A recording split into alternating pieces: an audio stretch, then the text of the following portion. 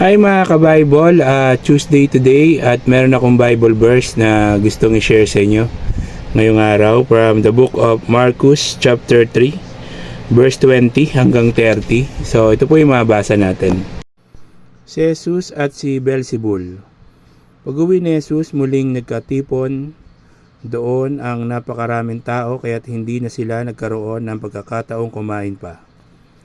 Nang mabalitaan iyon ng kanyang mga kasambahay, sila ay pumaroon upang sawayin siya dahil sinasabi ng mga tao na siya ay nasisiraan ng bait. Sinabi naman ng mga tagapagturo ng kautusan na galing sa Jerusalem na sinasapian siya ni Beelzebul, na kapagpapalaya siya ng demonyo sa pamamagitan ng kapangyarihan ng pinuno ng mga demonyo. Dahil dito, pinalapit ni Jesus ang mga tao at sinabi sa kanila ang ilang talinhaga. Sabi niya, paano mapapalayas ni Satanas ang kanyang sarili? Kapag naglaban-laban ang mga mamamayan ng isang kaharian, hindi magtatagal mawawasak ang kahariang iyon.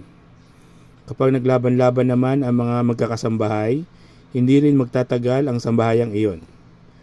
Gayon din naman kapag naghimagsik si Satanas laban sa kanyang sarili at magkabahabahagi ang kanyang nasasakupan, hindi magtatagal at darating ang kanyang wakas. Subalit, hindi maaring pasukin at pagnakawan ang bahay ng isang taong malakas, malibang gapusin muna siya.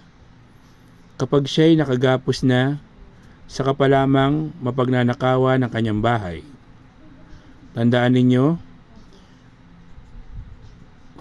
ito, maaaring patawarin ng tao sa lahat ng kanyang kasalanan at paglapastangan, ngunit ang sino mang lumapastangan sa Espiritu Santo ay walang kapatawaran, sapagkat ito ay walang hanggang kasalanan.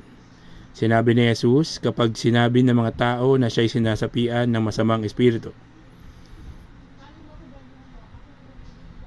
So, yun po yung mensahe sa atin ngayong araw ng Marcus chapter 3, verse 20 hanggang 30. Sana po is nagustuhan nyo yung Bible verse na binasa natin ngayong araw, at kung nagustuhan nyo, please follow, like, and share the videos at subscribe din kayo sa aking YouTube channel. Magsisi at talikuran ng ating mga kasalanan dahil ang second coming ng Panginoong Jesucristo ay malapit na pong dumating. Magpabautismo sa tubig para sa kapatawaran ng kasalanan sa pangalan ng Panginoong Jesucristo. Sabi po sa Bible, you cannot enter to the kingdom of God unless you become born again. So keep safe, God bless, always remember, Jesus loves you. Bye-bye.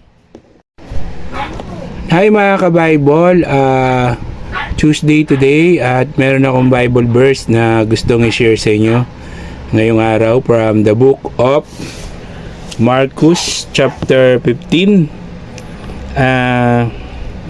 verse 42 or 43 hanggang 47. So ito po yung mga basa na. Ang paglilibing kay Jesus. Nang dumidilim na, dumating si Jose na taga Arimatea, isang iginagalang na kasapi ng Sanhedrin. Siya rin ay naghihintay na maghari ang Diyos, dahil iyon ay araw ng paghahanda o bispiras ng araw ng pamamahinga. Naglakas loob siyang lumapit kay Pilato upang hingin ang bangkay ni Jesus. Nagtaka si Pilato nang marinig niyang patay na si Jesus, kaya't ipinatawag niya ang opisyal at tinanong kung ito'y totoo. Nang malaman niya sa kapitan na talagang patay na si Jesus, pumayag siyang kunin ni Jose ang bangkay. Ibinaba mula sa krus ang bangkay ni Jesus at binalot sa telang lino na binili ni Jose. Pagkatapos, ang bangkay ay inilagay sa isang libingang hinukay sa bato, at iginulong ni Jose ang isang malaking bato sa pintuan ng libingan. Nagmamasid naman sina Maria Magdalena at Maria na ina ni Jose, at nakita nila kung saan inilibing si Jesus.